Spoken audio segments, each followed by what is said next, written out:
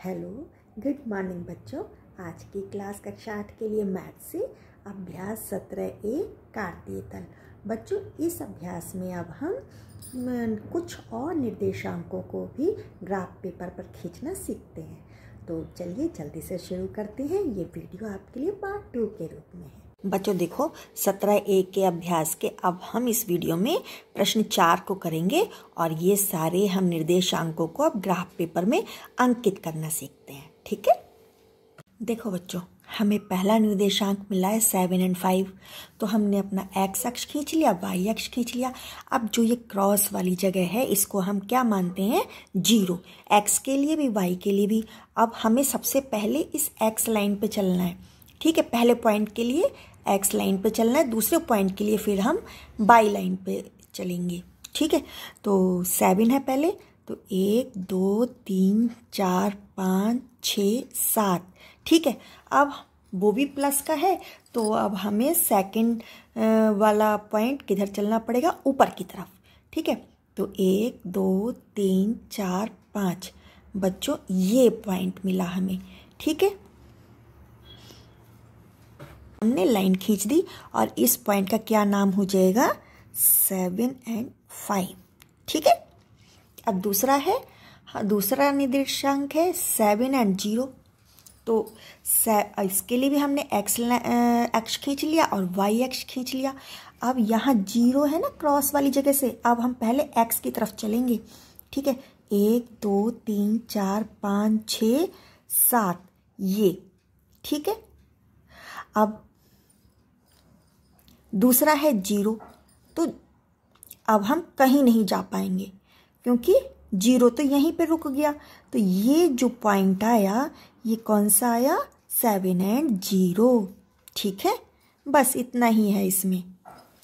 अब बच्चों देखो, हमें तीसरा निर्देशांक मिला है -3 और -6। तो हमने अपनी एक्स अक्ष खींच ली और वाई अक्ष खींच ली। ठीक है, तो 0 से अब हमें कहाँ चलना है? -3 है ना, इसका मतलब है कि हमें अपने एक्स अक्ष पर लेफ्ट हैंड साइड चलना है। तो 1 2 3, दूसरा -6 है। ठीक है, अब हमें नीचे चलना है। ठीक है, तो 1 2 3 4 5 6 ये पॉइंट हमको मिला। ठीक है, ये पॉइंट हमको मिला और ये कौन सा पॉइंट हो गया? -3 और -6। अब इसको स्केल से मिला देंगे। ठीक है, अब हमने इसको मिला दिया और हमने इस पॉइंट का नाम भी लिख दिया। ठीक है बच्चों, इतना ही। अब इसको देखो, हमें चौथा निर्देशांक मिला हुआ है 0 और -4। तो अब हम एक्स अक्ष पर, ये हमारा 0 है ना, तो कहीं नहीं चलेंगे। ठीक है, अब -4 है, इसका मतलब हमें नीचे चलना है। ठीक है, तो 1 2 3 4 कहाँ आ गए हम? यहाँ। इसका क्या निर्देशांक बन गया? 0 और -4। ठीक है, यही है इसका, है ना। और तो हम कोई स्केल खींच नहीं सकते, सिर्फ यही पॉइंट है और इसी को हम ये निर्देशांक का नाम अब दे देंगे। ठीक है बच्चों, मुझे अपना पांचवा निर्देशांक मिला है -6 और -7, है ना। तो मैंने अपना एक्स अक्ष और वाई अक्ष खींच लिया।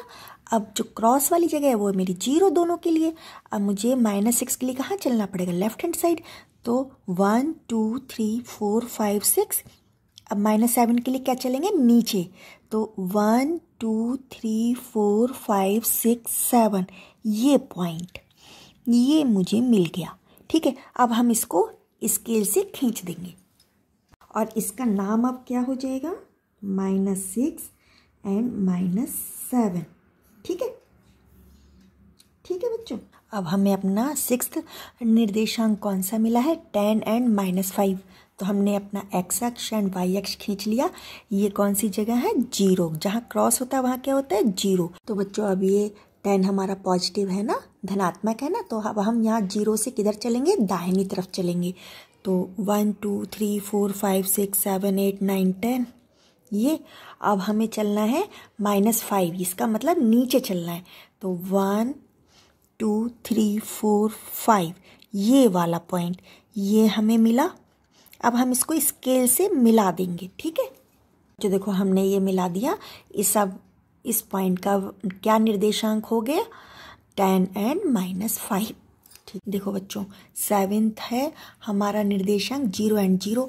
अब हमने x अक्ष एंड y अक्ष खींच लिया, तो अब क्या है, ये 0 होता है ना, पहले पॉइंट के लिए चले x अक्ष पर ये 0, दूसरे पॉइंट के लिए चले y अक्ष पर फिर ये 0, तो हमारा यही पॉइंट हो गया, यही निर्देशांक हो गया, कौन सा, 0 and 0।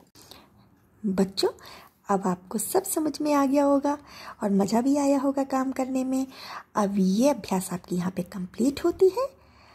All the best.